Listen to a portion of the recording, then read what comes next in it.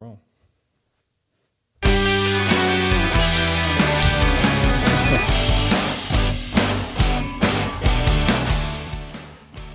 Welcome. Good morning. Happy Tuesday at the Financial Shepherd podcast at Shepherd Wealth Management headquarters here in Florence. I have Megan Mitchell, friend, business owner, and Hall of Fame person more than anything else, I'd say. Megan, welcome. Thank you for being here. I like it. I'll take it for a Tuesday. Thanks for having me, Casey. I'm so just excited for you, proud of you. This setup is awesome, and I'm just happy to be here. Yeah, we're just doing big things. So I couldn't be more excited to start out the very first podcast with Megan Mitchell and her business, My Parents' Kitchen. So Megan, a lot has obviously happened over the last 12 months. And in the last 12 months of your life, can you just kind of walk us through what's been going on with you and how you got started with your business? Yeah, so, the world obviously changed for everybody in March of 2020. But just a few weeks before that, I was let go from my job as a consultant with a healthcare company. Loved the company, worked for them for 5 years, and we had a great parting, even though it was a parting.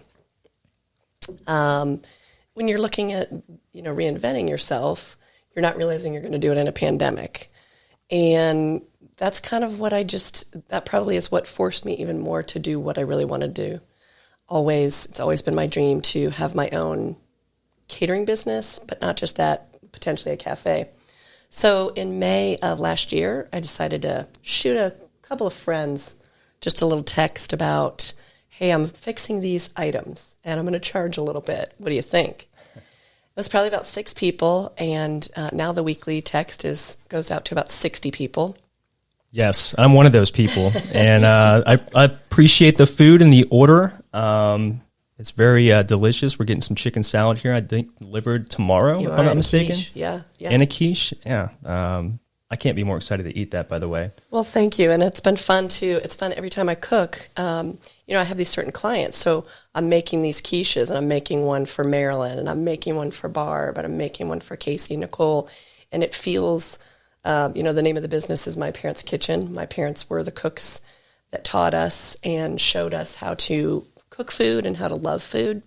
So it's a lot of fun to then be able to, since it's a family-inspired business, to be cooking for a lot of my family and friends. And then what happens is that ripple effect of their family and friends. Mm-hmm. So it's been a wild ride. I'm now in a commercial space over in Newport and the Kitchen Collective. Congratulations. That's a big step for you, I know. Thank you. It is. And they are wonderful. Rachel and James are awesome over there. And just kind of getting some stuff into retail and wholesale. So Oakley Kitchen Food Hall that's just opened up over in Oakley off Madison Road, and hoping to just kind of develop that into some other spaces that might need a little white pimento cheese on a Tuesday, some meatballs or chicken salad. So some stuff like that. And it's a learning curve. There's a lot to do. Yep. There's a lot to learn. There are a lot of mistakes. And then you just either decide like you're going to go through it and you're going to do it and you're going to do it well and you're going to learn and you're going to own that, or you give up. And if you give up, it's still there. You just have to figure out how to go through it. So it's exciting, and I love it. And I'm happier than I have been making a fraction of the money that I want. I'm excited for you, and I think that's going to turn around for you in a very short amount of time. In my opinion, it's very good. But what is your top sellers right now? I know I have my own favorites, but what is it that I'm sure other people like the same things that I do too. But what are you selling the most of? They probably are. Quiche is a big one. You can order a half or a whole quiche, and we do a Parmesan leek, a mushroom Swiss. A roasted red pepper and caramelized onion. People love that. Mm-hmm. The lemon spaghetti and the lime tortellini are always big hits, no matter whether it's summer or winter. But I think also some of the things that's interesting that are my parents' recipes. My mom's chicken salad, Big Mare's cannelloni, my dad's pate. Some of those things that have been tried and true with us for 40, 50 years are the same things. That cannelloni, I in the pandemic, in the thick of it, I was hunting for shells. I was having my brother-in-law find jumbo shells and stock them for me, because it would sell out. And then what's interesting is we're learning about supply chain. It would sell out because it was literally gone. So both, kind of an exciting and terrifying feeling. But yeah, some of my top sellers. Easy food. The idea is a home-cooked meal without cooking at home. So kind of that gourmet comfort food. I know what your favorites are. But I love the lime tortellini. I think we just ate all of that in basically one setting. So I had to do a couple extra miles on the treadmill after that, but it was delicious and it was worth it. The cannelloni for sure is definitely top two for me. I can't tell if I like that more than the lime tortellini. They're good in tandem. And the thing is, for people who are listening to this, it's the home recipe. It's the recipe that your grandmother made. It's the recipe that, your aunt gave to you in, 1998, and you were graduating from college and it fit your budget. And that's what a lot of the people go for are, this lime tortellini that we've been making since I was, a 20-year-old waitress at a pub in Columbus. So so that was what, a couple years ago? Yeah, it was. Yeah, exactly. Oh, bless you. Yeah. Well, awesome. Well, this is obviously the Shepherd Wealth Management Podcast. I'm the financial shepherd, Joshua Casey Garland. Megan is also a client here at Shepherd Wealth Management. And although I would love to talk about your food all day long, and I can't wait to eat the chicken salad and quiche that we ordered, do you want to transition a little bit into what I think is probably on the minds of people watching and listening to this, as well as just, Americans in general, because we just came out of, a global pandemic, right, to shut down the economy, and you decided to start a business. Now, I did too, but just for the listeners and people watching this out here, what were maybe some of the things that kept you up at night? I know for myself, I had multiple different internal fears before I went and, made the investment and spent the time and the energy to get my firm launched. But what are some of those things that, were creeping in your mind that maybe had you hesitate before you decided to go ahead and make this decision? Sure. Finances, money. What was I going to do with my money? What was I going to do with the money I wasn't getting? How was I going to pay for this? Was I going to go into credit card debt again? Because I'd been there, decades ago. And, how I would pay the rent. And I'm lucky to be, in a partnership where my wife is incredibly supportive of, this business, this adventure. And I've been able to, continue to pay our bills, my bills, whatnot, but that she's been a great support. Not everybody has that. And I really wanted to make sure that I wasn't backing into this and then having to back out because of finances. So I really tried to do it modestly and to make sure that each week, even if I just cleared and just made back what I spent, that wasn't good enough, that I wanted to make just that little bit more. So I needed to know how to market that or how to work at that. But yes, definitely it was finances that kept me up.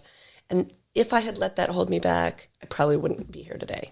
Well, I would say thank you for the candid answer. The real reason why I wanted you to kind of talk about that, and we'll continue this discussion here, is actually earlier this year. I don't know if you knew this or not, but I'm about to lay some knowledge on you anyway. So Capital One came out with a survey in early February of 2021, and 64% of Americans in this country, their number one stress in life is finances. And for millennials, Gen Zers, it's actually in the 80% range. I believe it. When you think about things like money, obviously getting more of it is, I think, an initiative for a lot of people out there. But money isn't everything, for sure, as we know, can't make you happy in every area of life. But how do you see money in your life? Is it more of a tool that you use, or something that you need to gather to feel a little bit more security in life? Like, what's your thoughts about money in general? That's an excellent question. That's something, wow. How do I see money in life? I think definitely I do see it as a tool. I do see it as, I hope to have more of it one day for things like, I think financial education and understanding both what we have and what we need in our finances are really important, but then also what your money can do for you and what it can do for your community. I was always taught by my parents, Mary and Dave, that you gave back once you had something that was really great, whether that was food or whether that was some of your resources. So I think looking at it as a tool and looking, not just investing, but, people don't know about life insurance. People don't know about all the money that maybe they could be investing with their employee match of, y'all, if you're leaving money on the table there, don't, if you have that opportunity to match it.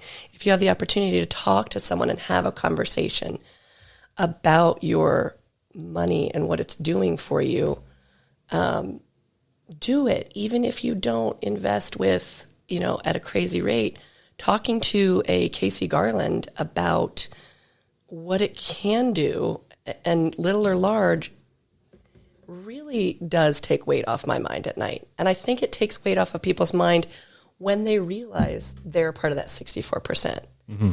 Like, you're not alone, but don't make yourself more alone, and don't be scared of these topics because you think you don't have the cool 8 million, Yeah, no, it's obviously people get emotional, with their money for sure. And in my experience in doing, the financial planning for about 10 years between Fidelity and TD Ameritrade and now, Shepherd Wealth Management, my own firm here, that's definitely an emotional topic for a lot of people. And when you think about your business, obviously you mentioned some of the things. You got to do marketing.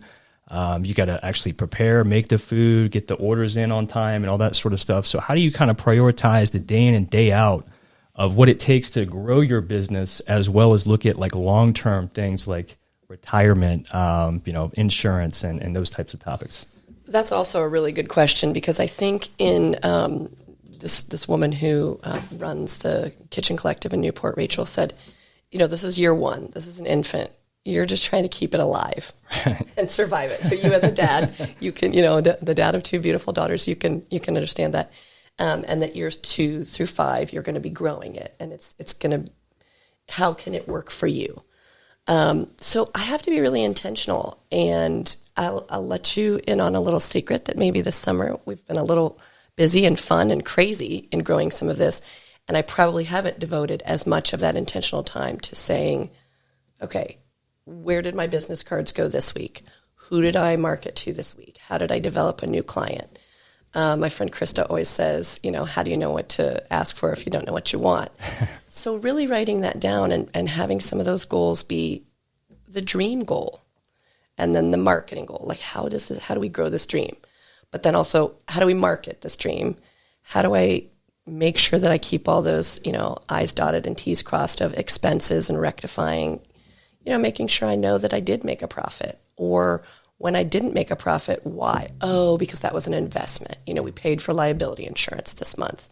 We paid for first month's rent at the collective, whatever that is. And I think you also are very much in this way, writing those lists, having those intentions, and really having some achievable goals that are immediate. Yeah. So that you feel success. Yes. And I find that with even the littlest way of investing money in the smallest way, knowing and pairing it with someone who knows what they're talking about, you get that little goal of success. Because when you moved my money over and I was like, whoa, this is exciting. Like, just watching it. And one thing, Casey, I will also say to you that I love and I really appreciate, you don't make anyone feel, Casey has this really great way of disarming people and making you feel like your money is your money.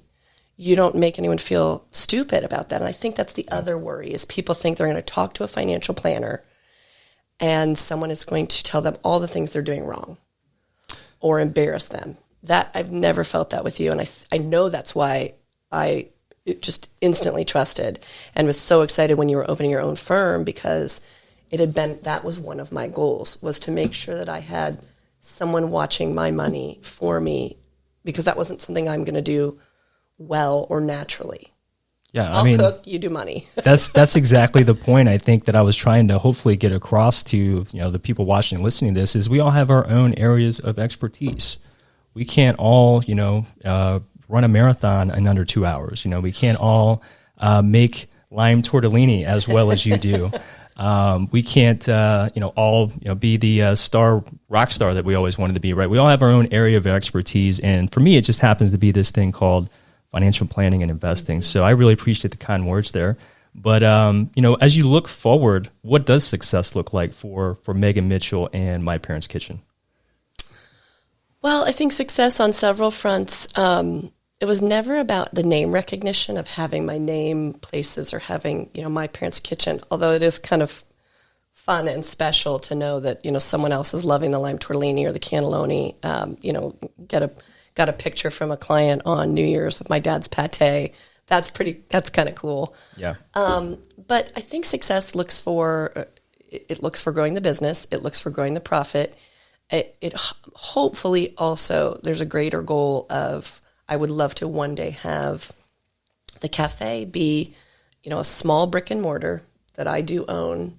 And we've got, more of that grab and go, couple tables. Maybe you can, rent it for the evening, BYOB sort of a thing. But then in the give back sense would be to employ someone who may or may not have had their GED, had their college diploma, or may have been in maybe a home life that was not safe for them or not great. And we teach them the business of food and cooking and recipes and that whatnot. And then we have an intern, say from Xavier University, my alma mater. You see NKU, we've got all these great universities around the area that is finance or accounting based and can really work with that staff member who we're paying a very good living wage to say, here, I'm going to teach you budgeting. Yep. While then I have that intern helping me with bookkeeping.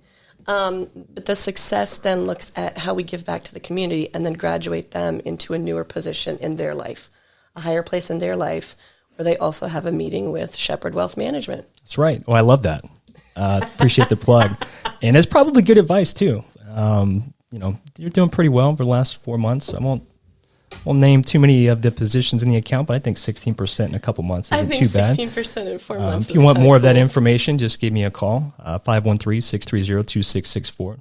And for you, Megan, that's awesome that you not only want to grow the business, make more money, but you're also looking to do, some good things in the community too and helping other people. So I just want to ask you, because that's also a big part of my firm here at Shepherd Wealth Management. Like, why is that important to you? Why is that something that you want to make sure that you're doing as your business grows?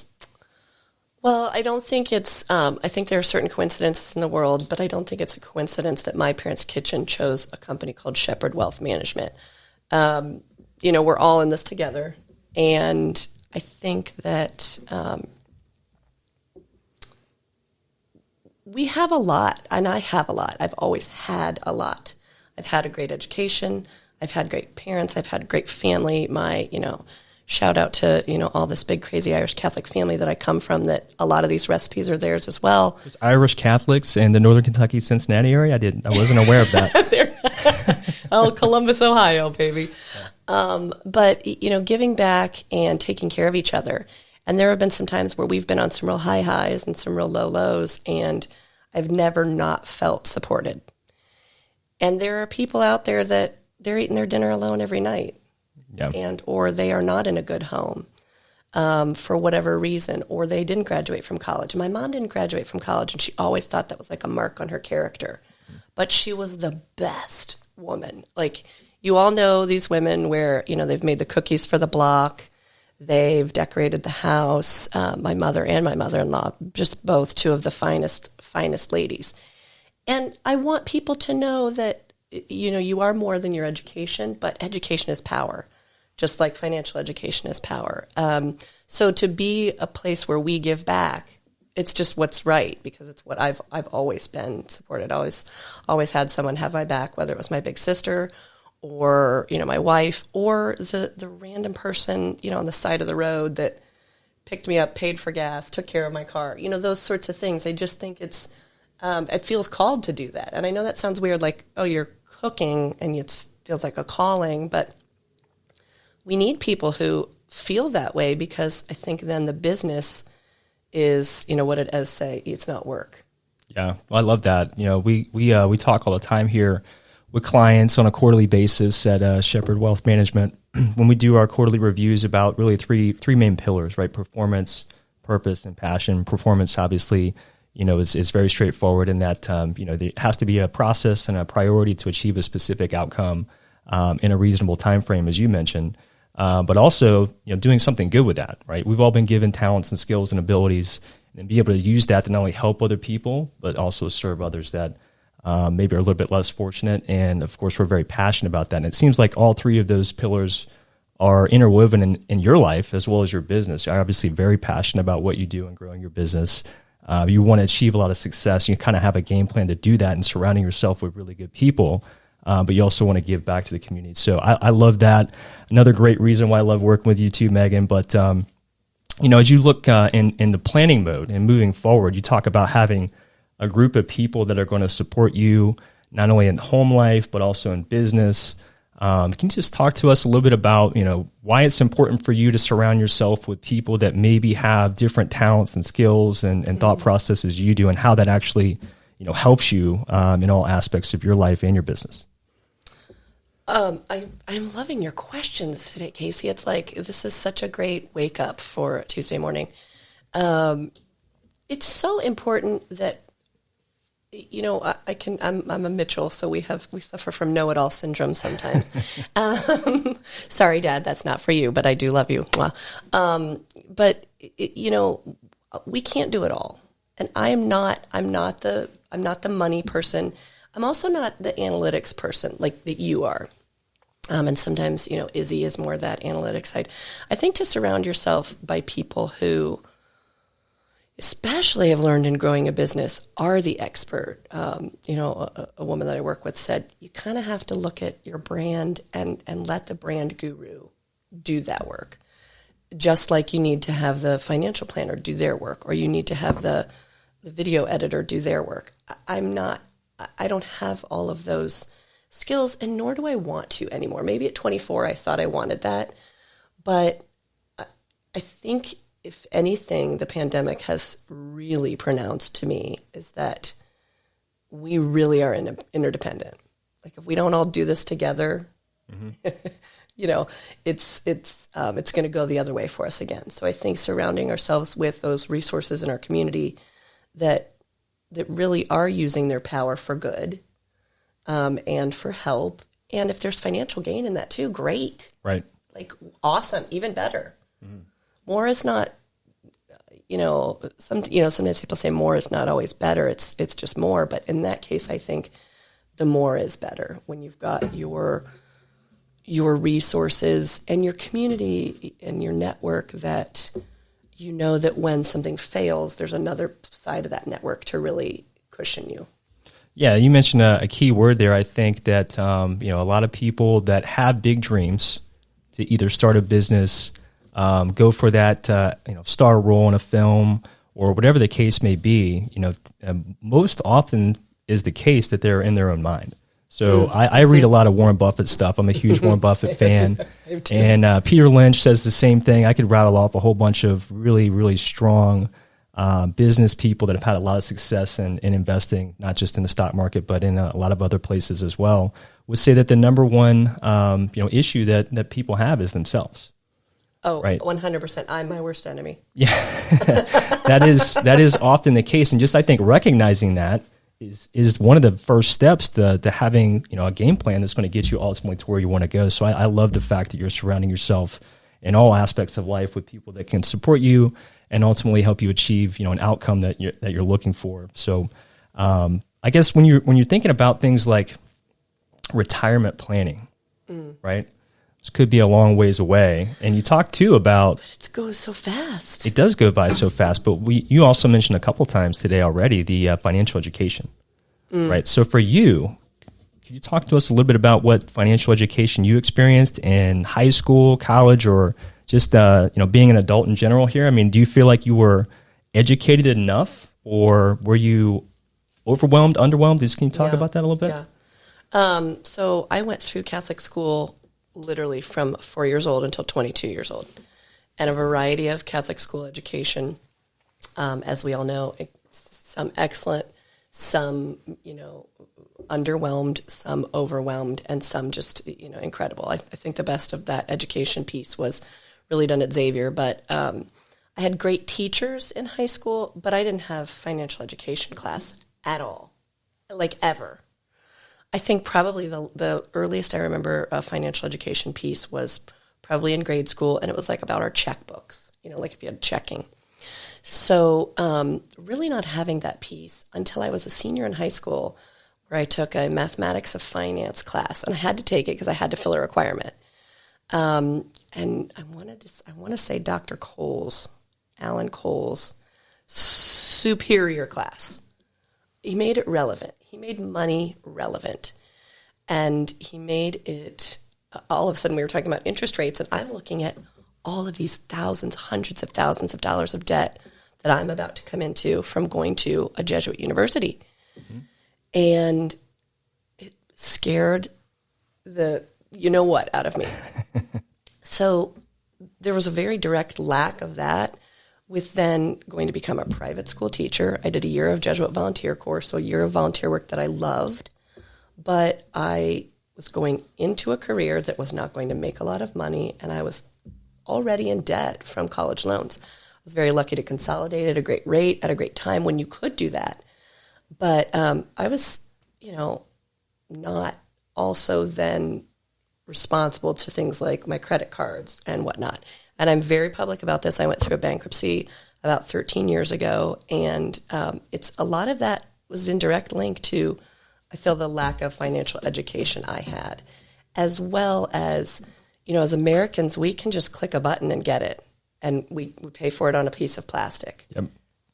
That is not reality, folks. And what I am just going to say to you is be very, very, very careful of how you live beyond your means, because it will come back to bite you in the butt. And it's so embarrassing. I'm over that. But at the time that it was happening, I felt such shame. I felt like, wait, I'm a teacher, I'm a good person, but I'm in a bankrupt situation. Right. So retirement planning for me looks now very different. And I'd like to think that I've tried to do some of that in both in HR and in consulting, and bringing financial educators in just to say, here are your options. Here's what you have on the table. Here's what you're leaving on the table. And don't leave that on the table, especially if you're a 24-year-old and a company can match it for you. If you've got that money and someone's not managing it for you, find a financial, guru. Whether you're following Warren Buffett or whether you're working with Casey, find that person that will help you to say, hold up, let me just give you the bigger picture. Because I think also we are very quick to not see the bigger picture. Yes, that's definitely the case. I would say that, and all the clients I work with, obviously everyone wants to see results immediately. And, sometimes that definitely will happen. But it sounds like, in your story, and I appreciate you sharing that and being a little vulnerable, but it sounds like there's a high correlation between the stress that you experienced. Absolutely. Right. And maybe a little bit of lack of control. Is that fair? Absolutely. 100%. Okay. So by working with somebody like myself, it gives you more of that confidence to go ahead and make business types of decisions and know that the long-term bigger picture is also being, considered and looked out for. I don't want to put words in your mouth, but it sounds like that's kind of how you came to the conclusion that you did. Yes, 100%. You didn't put any words in my mouth. That is 100% accurate. So when you think about these goals, right, you got all this stuff going on with My Parents' Kitchen. You're looking to retire. You're a wife. You got a lot of other priorities in life too.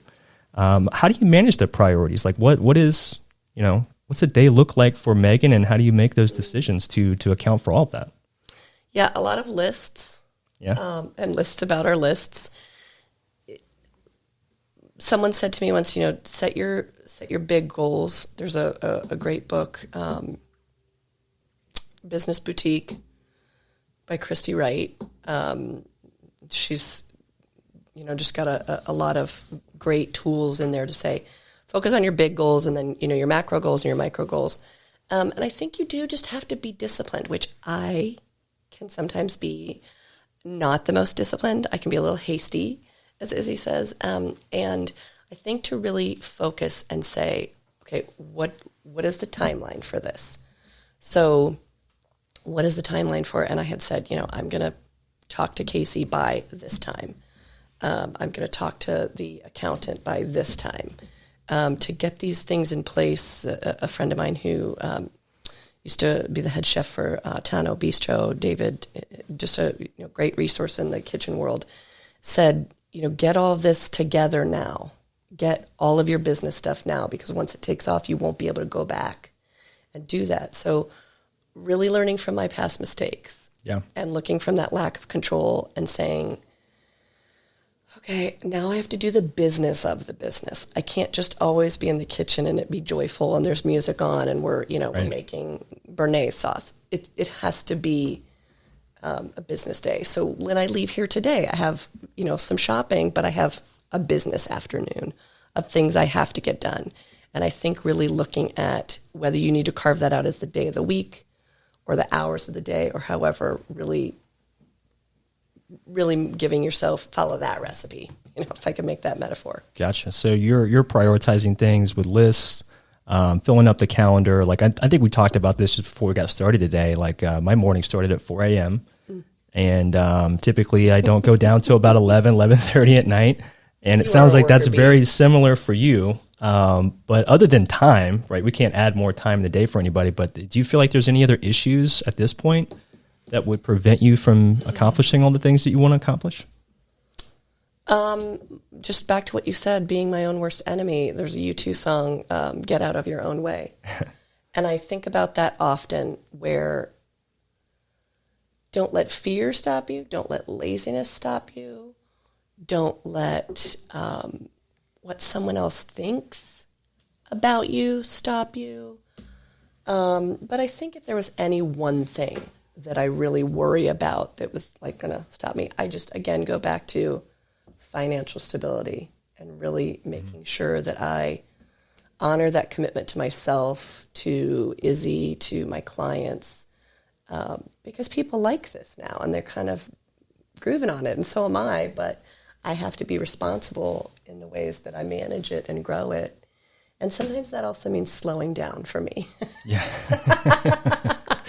Which I don't know I do well either. Yeah, well, that's okay. That's probably a good attribute to have as a business owner, wanting to go fast and get results for sure.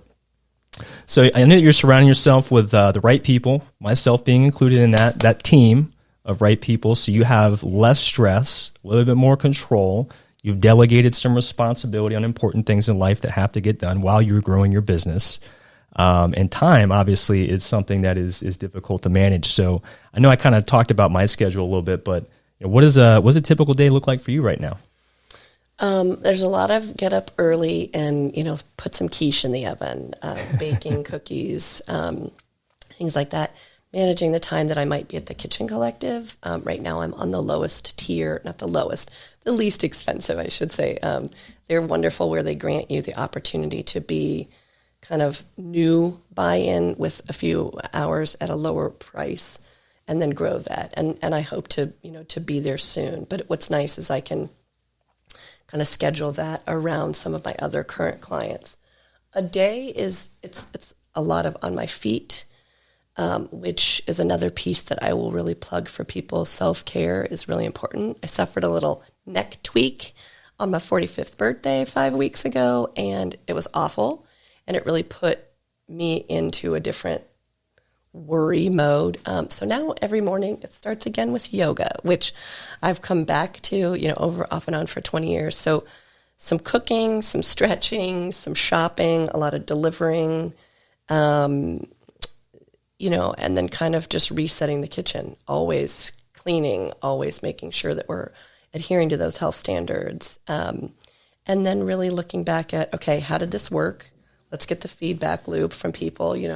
People are always going to love cannelloni, but I'm not always going to make cannelloni. There's that saturation effect. So I want to keep it varied, and I want to keep it cost effective. So really looking at some of those things, prioritizing how things went over each week, week to week, and looking at, seasonal trends, yearly trends, personal trends. I know when I put the lemon spaghetti on, that Barb is going to buy it. Casey's going to buy it. Exactly. So yeah, prioritizing, kind of all of that, like what has to happen first and immediately. And then sort of, a lot of prep work goes on every day. Okay. It's long hours. I think the main point there is, when you're starting a business or, if you're just working for anybody else and you have very high aspirations for success, a lot of activity and effort that's going to go on in behind that. But what's the fun part? I mean, obviously you love cooking, but what's your favorite part about working for yourself? Because you've done a lot of different jobs from what it sounds like over the years. I have. Working for myself, I can play the music as loud as I want. So what are you listening to? Or are you watching things, reading books? Okay. I don't know if you're watching like the market stuff like we are here today, but I do. So sometimes I'll have a little news on in the morning. I'm obsessed with my stock market app. I'm sorry. I know that sounds kind of geeky. And for someone who went through a bankruptcy, you're thinking this is a person who couldn't manage your money but is obsessed with the stock market app. But I am. But anything, it could be classics. Sometimes you need opera when you're making cannelloni. Makes sense. Sometimes you need just a good, some Lumineers banging it out. You're making chocolate chunk cookies or cutting basil and whatnot. It really does depend. But it's interesting. When I knew that I was really doing what I wanted to do, it was last summer-ish, and a lot of things were going on with just tumult in our country, and I had some music on that I realized it got to me. I got kind of emotional, I'm here in this kitchen. It was morning, the sun was coming, it was beautiful. And I realized there was such a flow. There's a book by a writer, I want to say his name is Csikszentmihalyi, and it's called Flow. And it's when you get to that groove. You'd see it in children in preschools, their concentration just alive. They didn't know, they weren't aware of these surroundings. They were just in their art, in their craft, in their moment. And I realized that I was doing what I love when I had that kind of tearful moment. Mm-hmm. What I love is also putting my label on, and it says My Parents' Kitchen, and then going and delivering that to people. There's a woman out in Loveland who, she and her husband, they're the in-laws of my acupuncturist, Diane Klecker, who is amazing in Montgomery. I'll give her a little plug. Love all these plugs, by the way. Yeah, she's phenomenal. and her mother-in-law orders from me now weekly, and I love to deliver to them. I have this little kind of peaceful drive. I go out, I walk up to their door. They're always excited for the food, and they have the means to be buying from anyone. Right. So it's really, that's an honor.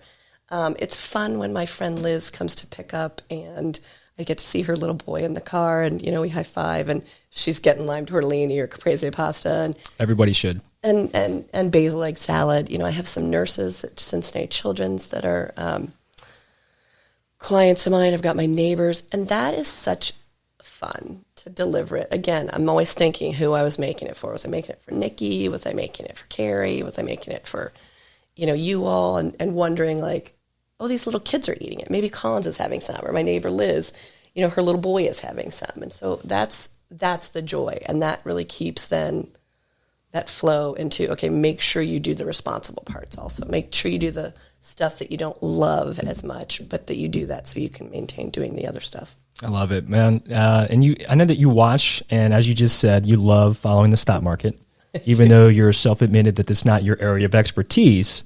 But my question for you is, yesterday, we had a big pullback in the market. You may have saw that. It got down to, I think, a little over 900 points down on the Dow, finished down a little over 700 points on the whole day. When you see stuff like that, does anything go through your mind, fear, anxiety, or anything like that? Oh, well, I've always said, there's that initial reaction when you see red and green. We're programmed. We're Pavlov's dogs. We're programmed to react. So you have that little initial panic and that moment. You've told me this, and other financial planners over the years have told me this. My dad tells me this. Izzy's dad tells us this. Wait it out. Rest. Know that you've made this plan. I think last year was such a different time in the world to compare things to, but then to see how it rectified, and again, waiting it out. So no, I like more to also see what's maybe moving. And, we're following, NPR did this amazing piece on Bitcoin a couple of months ago, and they just explained it so beautifully. And I've always kind of been intrigued by that. So just reading a little of that, seeing what Warren is saying, more recently, maybe seeing what Google's money is doing, what Amazon's money is doing, because Lord knows whether we like Amazon or not, or Bezos or not, they're a power player.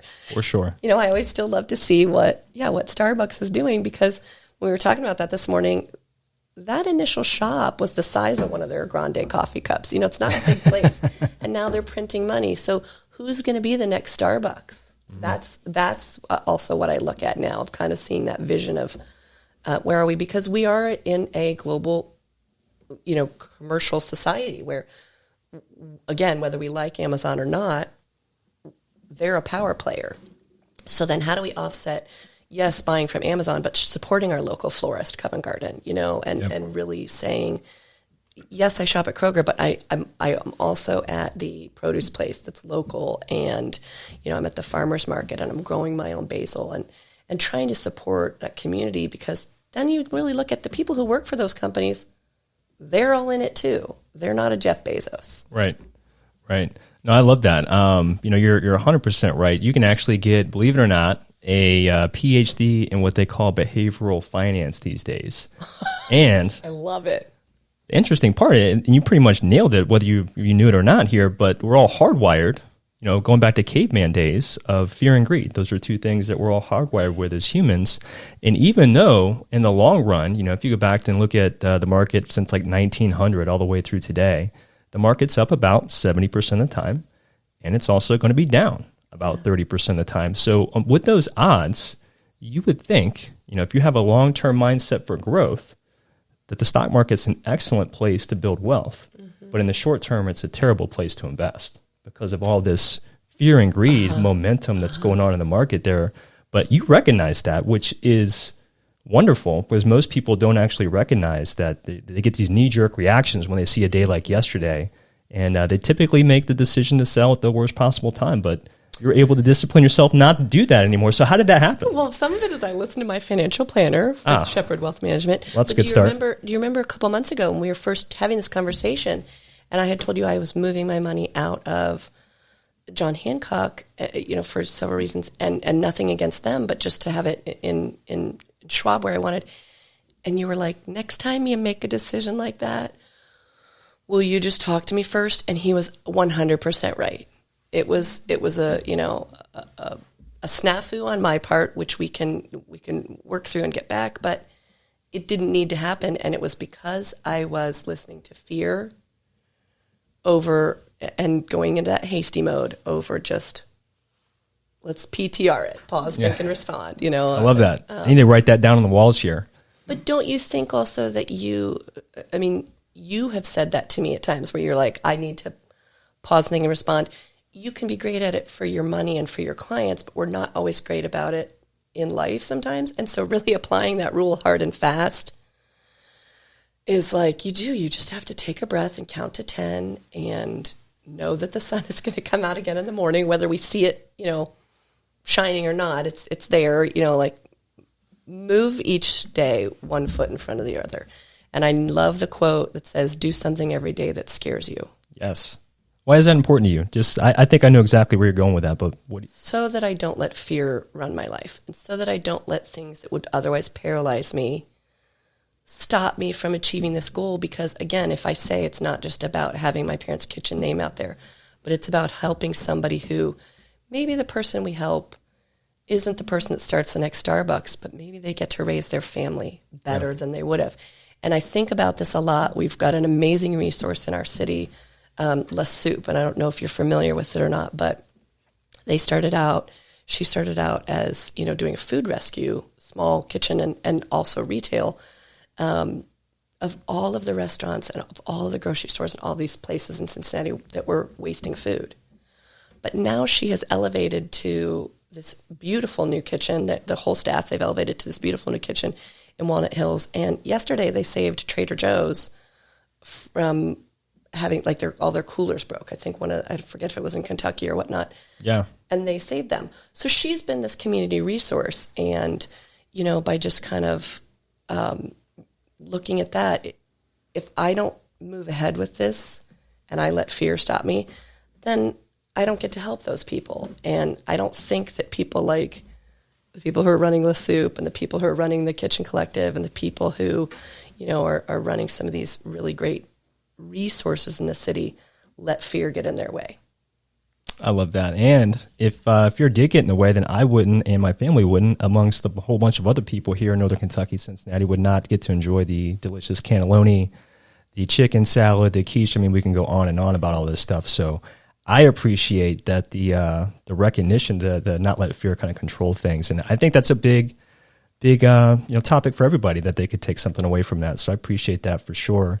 Last question here, Megan, as we kind of start to wrap up our first podcast together, one of many I hope to have in the future with you. But, when you think about being a woman in business today, coming out of a pandemic, right, you're watching the stock market, and it's got its ebbs and flows too. How do you kind of keep your mind focused on not only the day in and day out, but like the big picture stuff that you want to get accomplished? Again, I think taking care of myself, which when that gets away from me, business gets away from me. I mean, there's a totally direct correlation. Planning. The big picture is also, our friend Steph said to me, don't just it doesn't have to just be brick and mortar. Like, let some of this evolve organically. So having these goals to grow the food, grow the product, grow the name are great. But again, really looking at that overarching goal is to see also how we help people. Whether it's we help people by we feed them good food, or we help people by someday, yes, we have a person working for us who was really in need of that resource. And then seeing what are the steps to get there. So right now, it is that infancy stage, and keeping it alive. I kind of have to focus on that mode of not rebranding, but repackaging. So some of them are smaller goals that I hope then get me to that place of organization where I don't feel like it's an infant anymore. I feel like maybe it's a toddler, can run a little bit by itself, right. And then sort of looking at how else I will need to grow that, whether it's through social media support, friend and neighbor Sam, who's done, photos and awesome, social media coaching for us. Or if it's, looking at how I'm actually packaging it.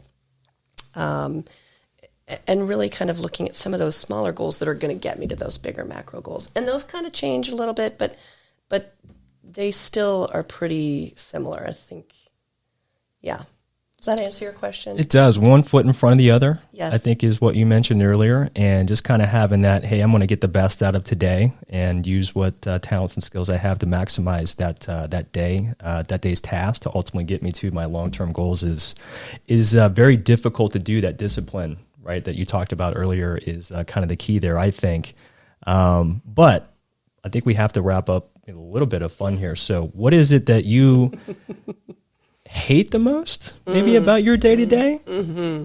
Whether that's, running your job or talking about money with me and retirement planning, or, those types of things that, maybe you don't want to do, but you know that you need to do. Collecting, I keep my receipts all in place each week, and then, kind of file them. So really looking at what I spent and what I made. I just always want it to be not bigger. I just I'll forget something, and I'm like, oh damn, I have to go back to Kroger. That's kind of one of those buzzkills. I think one of the things that right now I'm really struggling with is my packaging and my sort of how the brand flows.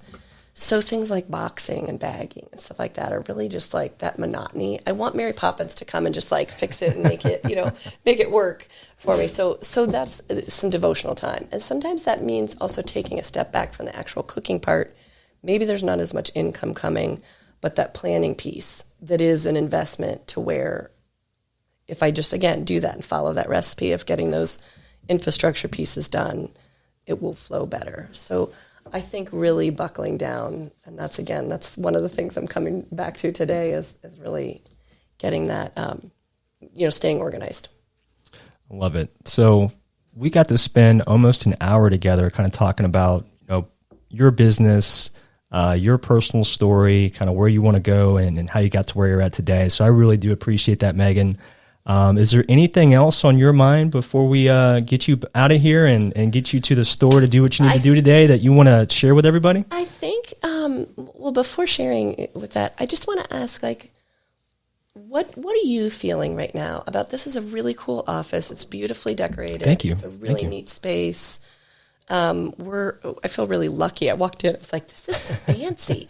But it's also like, it's the start. So how are you feeling about that? I couldn't be more excited. Like I crawl out of my skin. I don't know if you can tell that or not right now. Maybe it's just because I've had a lot of coffee and, started at 4 a.m. consecutively for I don't know how many days in a row now. But, this is my dream, right? Yeah. I never thought 10 years ago when I first got started at Fidelity that, I'd have my own office, my own firm, I was shooting a podcast and learning about all this social media stuff that I'm very novice at, Okay. So I appreciate the kind words about the office, the decorations, and all the things on the website and social media. Honestly, most of that was an idea in my head, and I had to delegate that to my wife, Nicole. Your she did wife. Oh. an unbelievable job with all this stuff. So it's definitely a goal that I had that I didn't know that I would actually do one day. And most of that had to do with the fear of, how would I pay for this? Right. How could I replace the income? So all the things that you talked about today were absolutely, going in the back of my mind at about 1,000 miles an hour here. But, the one thing that kept me going when I didn't want to go was I actually had a client reach out to me, and they basically were like, hey, can you recommend a financial planner that we could work with? Because we're really not getting the support that we were getting when you left. And I left TD Ameritrade and had a 1-year non-compete. So, for a year, I was kind of out of the financial and investing game. And that was everything I needed to know, that they reached out to me and wanted to work with me or at least get a recommendation from me. So, that was definitely the encouraging moment, the aha light that says, this is probably something I need to do. So I'm excited for a lot of reasons, not just for the new business, but also, when we look at things like the stock market, there's a lot of things that we could definitely talk about that are reasons to believe that you're going to continue to experience the growth that you've already seen and work with me in a very short amount of time here. So those are all topics that we're definitely going to be diving more into, not only on the Shepherd Wealth Management podcast, talking about specifics of investing and how I make those types of decisions. So we'll definitely want to share that with all of our viewers and listeners. But we're also going to be doing a book club as well. So definitely check that out. We're going to start with Warren Buffett, my personal hero, and how he makes decisions with not only his investments, but also how he identifies excellent managers. Because at the end of the day, you can pick the best stock in the world, but the actual person that's in charge of the performance of that is going to be your CEO, which is going to be highly important to understand who they are and how they go about growing a business as well. So I'm probably the most excited that I could possibly be right now. This is like Christmas morning for me. And it's only a Tuesday. Yeah, right? I know it's a Tuesday, but that's also, I think, a great match here, and feeding off of that excitement. We're in this new sort of baby place together, and I'm super thankful for you. I'm really honored. Was really honored to be even asked to do this with you, but that excitement then also fuels me to say, oh yeah, I do need to do this. And it's kind of like when you say to someone, I'm going to run a marathon. They always say it's better to say that to several people, because you'll hold yourself more accountable. So I think also kind of putting that intention out there, like when we talk about this a year from now, there are going to be some funny stories. I can't wait. There's a lot of difficulty in starting a new business, as you already know. It feels like there's not enough time in the day, but I think that if you do kind of what you talked about today, just kind of keeping one foot in front of the other, head down with focus on today, but also back your mind, bigger picture. I don't think that there's anything that you can't get accomplished. I truly do believe that. I agree. Well, Megan, this has been nothing but a excellent way to start my Tuesday. I hope everybody watching and listening got a whole lot out of this. And I look forward to doing this again with you. Definitely check out My Parents' Kitchen. Any social media plugs or anything like that you want to get out there, Megan? It's My Parents' Kitchen on Facebook and on Instagram. It's My Parents' Kitchen Cincinnati. Weekly menus come out Sundays, deliveries and pickup Wednesday through Friday. I do some small events as well, and hopefully one day, some larger events, but kind of some fun catering events. And this week menu closes tomorrow by noon, so we've got a mushroom Swiss quiche, some rotisserie chicken salad, Big Mare's chicken salad, and some chocolate chunk cookies that are gluten-free, but don't let that fool you because they're delicious. So yeah, thanks. No, it's been such a treat, and I look forward to promoting you, and I appreciate all the promotion that you and Nicole have given, all the support that you and your family have given to me. Yeah, it's been a blast. This is a first of many conversations we'll have with Megan Mitchell and My Parents' Kitchen. Thank you all for joining the Shepherd Wealth Management Podcast. Check out the website, shepherdwm.com. Look us up on Facebook, Instagram, and YouTube. This video will be posted on YouTube a little later today. My name is Joshua Casey Garland, the Financial Shepherd. Thank you for listening. Have a great rest of your day.